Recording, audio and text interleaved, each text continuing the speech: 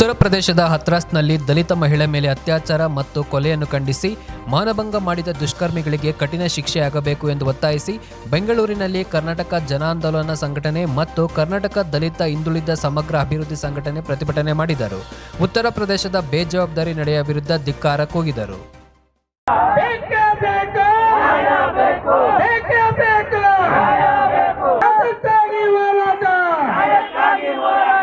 ಇವತ್ತು ನಡೀತದಂಥ ಪ್ರತಿಭಟನೆ ಏನಂತಂದರೆ, ಮೋನಿಶಾ ವಾಲ್ಮೀಕಿ ಉತ್ತರ ಪ್ರದೇಶದ ಹತ್ರಾಸ್ನಲ್ಲಿ ನಡೆದಂಥ ದುರ್ಘಟನೆಗಳು ನಡೆದಿದೆ. ಅದೇನು ಅಂತಂದರೆ, ಒಂದು 19 ವರ್ಷದ ದಲಿತ ಮಹಿಳೆ ಒಂದು ಹೆಣ್ಮಗುಗೆ ಅಲ್ಲಿನ ಕಾಮುಕರು ಅಂಗಗಳನ್ನು ಕತ್ತರಿಸಿ ಆಕೆಯನ್ನು ಅತ್ಯಾಚಾರಗೈದು ಮತ್ತು ರಾತ್ರಿ ಪೊಲೀಸ್ ಸಿಬ್ಬಂದಿ ವರ್ಗದ 200-300 ಪೊಲೀಸ್ ಸಂಖ್ಯೆಯಲ್ಲಿ ಸೇರಿ ಆಕೆಯನ್ನು ರಾತ್ರಿ ಸುಟ್ಟಾಕಿದಂಥದ್ದು ನಮಗೆ ಅದು ನಿಗೂಢವಾಗಿದೆ.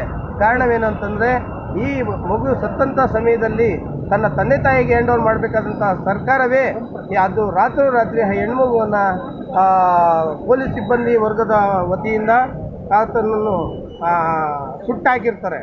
ಅದೊಂದು ಆಕ್ರೋಶವಾಗಿದೆ. ಹಾಗೆ ಉಡುಪಿ ಮಧ್ಯಪ್ರದೇಶ ಜಿಲ್ಲಾಧಿಕಾರಿಗಳು ಕೇಸ್ ಹಿಂಪಡೆಯುವಂತೆ ಅವ್ರಿಗೂ ಸಹ ಮನವಿ ಮಾಡಿದ್ದಾರೆ.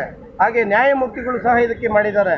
ಇವೆಲ್ಲನೂ ಏನು ಅಂತಂದರೆ, ಸರ್ಕಾರಗಳು ದಲಿತರಿಗೆ ನ್ಯಾಯ ಸಿಕ್ಕಲೇಬಾರ್ದು ಅನ್ನೋ ಒಂದು ಉದ್ದೇಶಪೂರ್ವಕವಾಗಿ ಇದನ್ನು ಮಾಡ್ತಾ ಇರೋದ್ರ ಅಂಶಗಳು ಕಾಣ್ತಾ ಇದೆ. ಅದರ ಪರವಾಗಿ ನಮ್ಮ ಎಲ್ಲ ಒಕ್ಕೂಟ ಸಂಘಟನೆಗಳು ಇದರ ಪರವಾಗಿ ಇಲ್ಲೇ ಭಾರತದ ಎಲ್ಲ ಭಾಗದಲ್ಲೂ ಎಲ್ಲ ಸಂಘಟನೆಗಳು ಇವತ್ತು ಧ್ವನಿ ಎತ್ತಿದೆ. ಏನಂತಂದರೆ, ಮೋನಿಶಾ ವಾಲ್ಮೀಕಿ ಎಂಬ ಒಂದು 19 ವರ್ಷದ ಬಾಲಕಿಗೆ ಇವತ್ತು ನ್ಯಾಯ ಸಿಕ್ಕಲೇಬೇಕಾಗಿದೆ. ಯಾವ ದುಷ್ಕರ್ಮಿಗಳು ಇವತ್ತು ಆಕೆಗೆ ಕೀಡು ಮಾಡಿದಾರೋ ಅವ್ರುಗಳಿಗೆ ಗಲ್ಲು ಶಿಕ್ಷೆ ಆಗಲೇಬೇಕಾಗಿದೆ.